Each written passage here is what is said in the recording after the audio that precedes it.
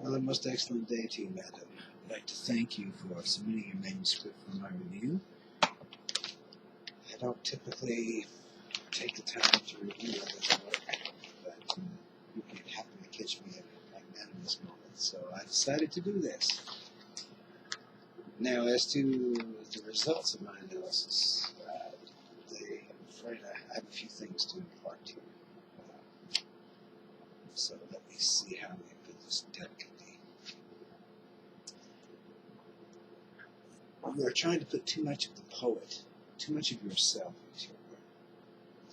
Vanity is one of the most sure ways to destroy a piece of art. By trying to force your feelings and your viewpoint, the piece is dying still. Because, as you see, it's not about avant-garde moving to the future. It's not about making your mark upon the art. Be aware that once it leaves the mind and becomes the paper and into the world, it is its own thing. And it becomes a part of tradition, as it were. The great living, breathing literature and poetry tradition. So backing off a little bit seems to be the best thing for you to try. Another thing that I noticed is you seem to be wanting to push the boundaries.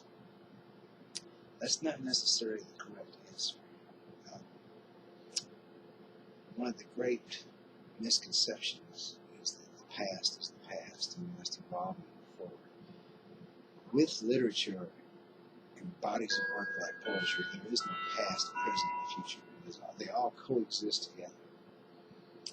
So that when we do complete a piece, and it's put out there, it becomes one and uplifts the entire body of work.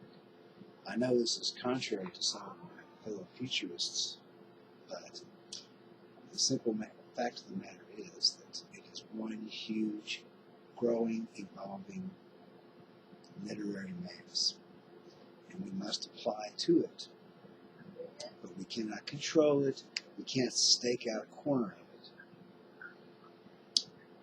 This is the tradition, and this is the way things must be. But the vanity projects cannot be. It's a little like, I liken it to, say you're writing a piece of traveling down a road. Well, that's fine. You can describe that in the best way you can. But around the bend and up, there is a sun melting snows on a mountaintop.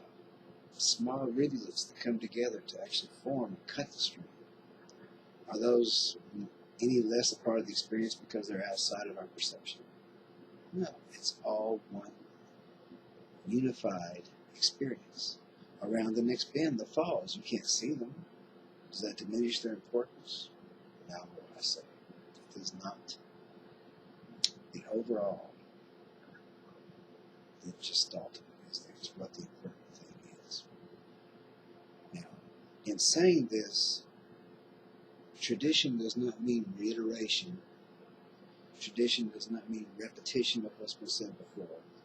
There's still no substitute for original thought.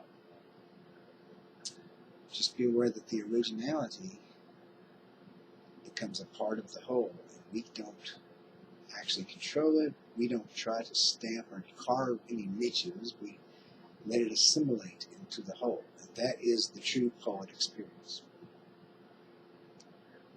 I also noticed in your work that you have feeling, but you use the feeling as a result of emotion you're trying to evoke. And I would put forward that feeling and emotion are two separate entities.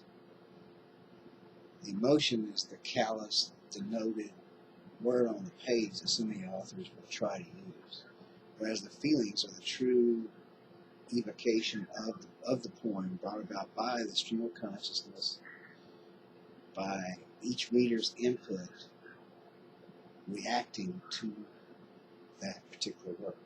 And this cannot be predicted by the author and can't be guided by the author.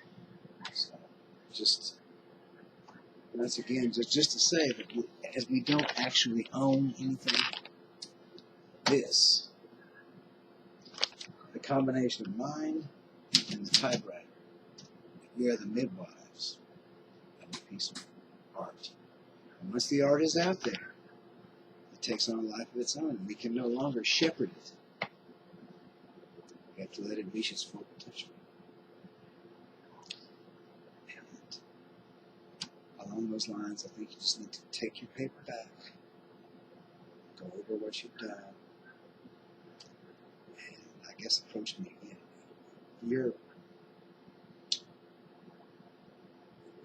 I just don't know exactly what to recommend to you. My childhood was one of hardship that drove me to literature. I would not wish that on anyone.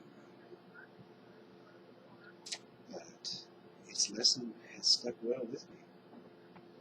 Though there are those who feel my work folly. But just consider what I've said. Go back, foster an idea, bring it to fruition without stamping too much of your individuality into it, and release it into the grand pool of literature. Let it take fruit and grow on its own. And you just may be amazed what you find. But good day to you.